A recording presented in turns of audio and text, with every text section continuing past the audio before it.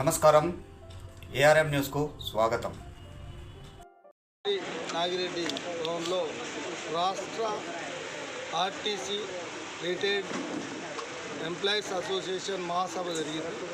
ఈ సభకు రాష్ట్ర నలుమూలల నుంచి దాదాపు 90 డిపోల నుంచి ప్రతి డిపో నుంచి 100 మంది తగ్గకుండా చాలా పెద్ద ఎత్తున రావడం జరిగింది. రాష్ట్ర మహాసభల్లో ఇవాళ రాష్ట్ర అధ్యక్షునిగా నేను, మా మిత్రుడు బుచ్చిరెడ్డి గారు రాష్ట్ర ప్రధాన కార్యదర్శిగా ఎన్నుకోవడం జరిగింది. ఇవాళ మేము ఈ ప్రభుత్వం మీద కొన్ని డిమాండ్లు పెట్టదలుచుకున్నాం. ఏంటంటే మేము ఆర్టీసీ కార్మికులం చాలా దౌర్భాగ్యమైన జీవితాలు గడుపుతూ ఉన్నారు. మీరు ఎక్కడి నుంచి ఏ విజిలెన్స్ ఎంక్వైరీ చేసినా జరుగుతుంది. 110 మంది బాగుండవచ్చు, కాదనట్లేదు.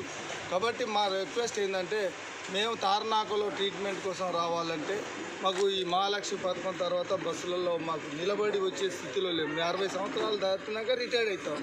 కాబట్టి దయచేసి ఆ సూపర్ లగ్జరీలలో రాష్ట్ర రవాణా శాఖ మంత్రి మా జిల్లా, అందులో ఆయన మా కాన్స్టిట్యూషన్, నేను ఎలగతుర్తి మండలం కరీంనగర్ ఉండే, ఇప్పుడు వరంగల్ హన్మకొండ జిల్లాలో కలిసి. కాబట్టి వారికి మీ ద్వారా నేను ఒక రిక్వెస్ట్ చేసేదంటే సూపర్ లగ్జరీలో మాకు పర్మిషన్ ఇవ్వాలా. నెంబర్ 1, ప్రభుత్వం దృష్టికి తీసుకెళ్ళి ఆసరా పింఛన్లు మాకు తెల్ల రేషన్ కార్డు ఇప్పించాలా. అలాగే ఈ హైదరాబాద్లో మేము వస్తే, హైదరాబాద్ టార్నాకు వస్తే ఉండడానికి ఒక రోజు మందులు లేవుతో తెల్లారి ఉండడానికి హైదరాబాద్ బస్ స్టేషన్లో మాకు విశ్రాంతి రూములు జేబీఎస్లో కానీ ఎంజీఓలో కల్పించాలని రవాణా శాఖ మంత్రులు కానీ మేము రిక్వెస్ట్ చేస్తాము. కాబట్టి మా కోరికలు మన్నించి మేము ఒకటి మాత్రం గట్టిగా చెప్పదలుచుకున్నాం. 2004 కంటే పూర్వం తెలుగుదేశం గవర్నమెంట్కి ఆర్టీసీ కార్మికవర్గ పోరాటం, విద్యుత్ పోరాటాలలో మేము ప్రధాన పాత్ర పోషించినాం. అందులో ఇలా చంద్రబాబును దించి రాజశేఖర రెడ్డిని 2004 సంవత్సరంలో మేము గద్దెను ఎక్కించడం జరిగింది.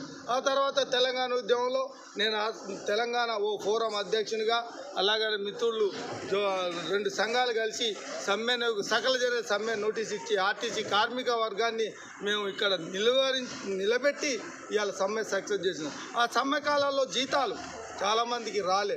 కొన్ని అందులో ఏమిటంటే గ్రాడ్యుయేట్ ఎక్కువ వచ్చిందని, లేకుంటే సర్వీస్లో సమ్మెలో పాల్గొన్న మొదటి రోజు యాబ్సెంట్ కాలేదని, సమ్మెలో కాలాప్ అయిన తర్వాత అటెండ్ కాలేదని కొన్ని మాకు అవి అడ్డంకులు సృష్టించి చాలామందికి రాలేదు.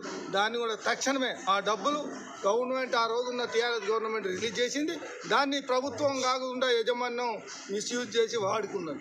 కాబట్టి అది కూడా మీ ద్వారా మాకు రిక్వెస్ట్ చేసి ఆ డబ్బులు ఇవ్వాలని ప్రభుత్వానికి మేము విజ్ఞప్తి చేస్తూ ఉన్నాం.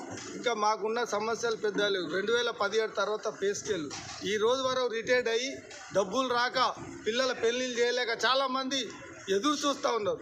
అసలు ఆర్టీసీ దిగిపోయిన వారంలో గ్రాడ్యుయేటీ అంటే మా డబ్బులు, ప్రావిడెంట్ ఫండ్ మా డబ్బులు, మా ఎస్బిటి ఎస్ఆర్బిఎస్ మేము జమ చేసుకున్న డబ్బులు, మా డబ్బులను కూడా ఇవ్వకుండా ఇవాళ సంస్థ నష్టాల్లో ఉందని కారణం మేము కాదు కదా.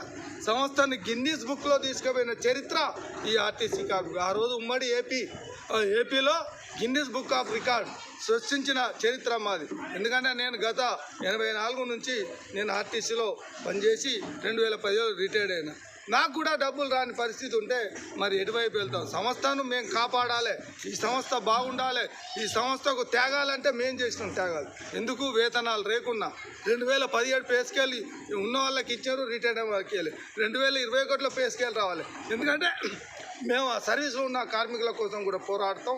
ఎందుకంటే మేము సంస్థ బాగుండాలి. మీకు ఏమన్నా ఇబ్బందులు ఉంటే బడ్జెట్లో పెట్టి ఆర్టీసీని కాపాడండి. ఆస్తులు కుదోబెట్టిండు ఆయన కేసీఆర్, మేము అటువైపు వెళ్ళగలుగుతాం.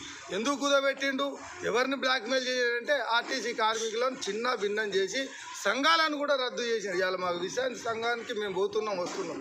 మా డిమాండ్ ఏంటంటే సంఘాలను ఇంట్రడక్షన్ చేయాలి, మమ్మల్ని గౌరవించాలి.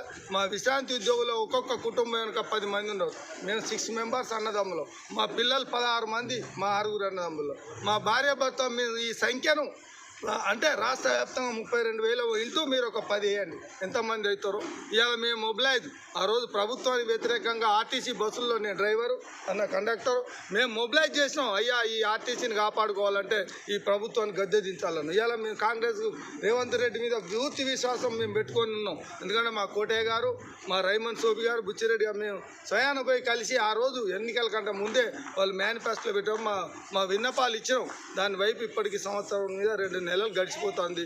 మాకు రావాల్సిన రాయితీలు కానీ మాకు ఇచ్చే ఈ సూపర్ లగ్జరీ ఇలాంటి చిన్న చిన్నవి తక్షణమే మీ ద్వారా పాత్రికేయుల ద్వారా ప్రభుత్వం దృష్టికి, యజమాన్యం దృష్టికి తీసుకెళ్ళి మాకు పరిష్కారం చేయాలని మీ అందరికీ నేను పర్సనల్గా రిక్వెస్ట్ చేస్తాను.